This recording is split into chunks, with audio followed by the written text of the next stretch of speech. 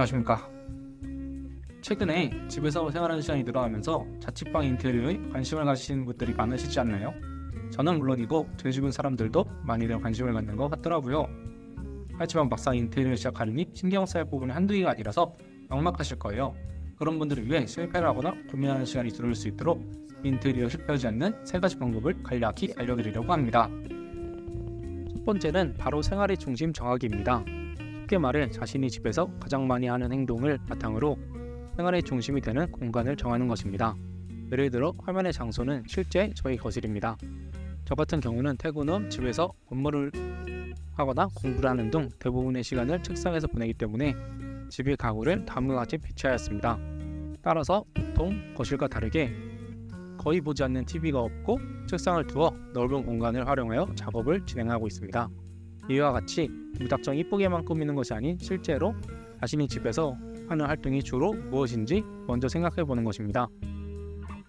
나에게 필요한 공간인지 필요하지 않은 공간인지 생각해 인테리어에 적응하는 게 대부분의 시간을 보내는 집에서 가장 중요하다고 생각합니다.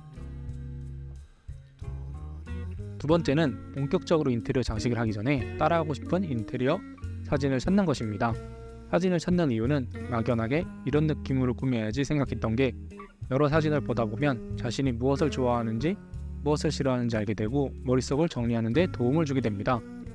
정리가 안 된 상태로 인테리어를 하다 보면 결국에는 이것도 이쁘고 저것도 이쁘고 마구잡이를 하게 되거나 어떻게 해야 될지 몰라 혼란에 빠지는 경우가 있습니다.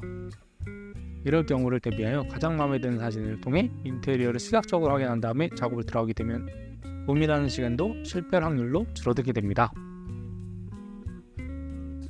세 번째, 사진도 찾았고 인테리어 방향도 정했다면 장식용 소품들을 배치하면서 인테리어를 시작하는 것입니다.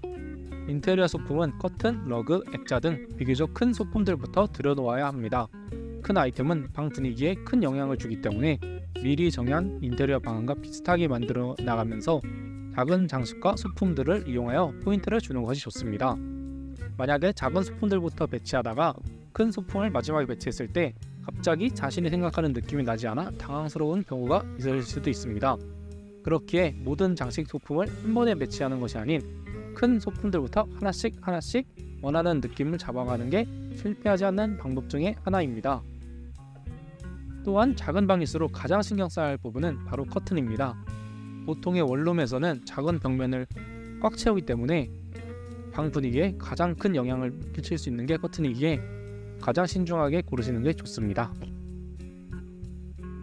영상 길이를 너무 길게 하지 않으려다 보니까 너무 간략하게 설명드린 것 같긴 합니다.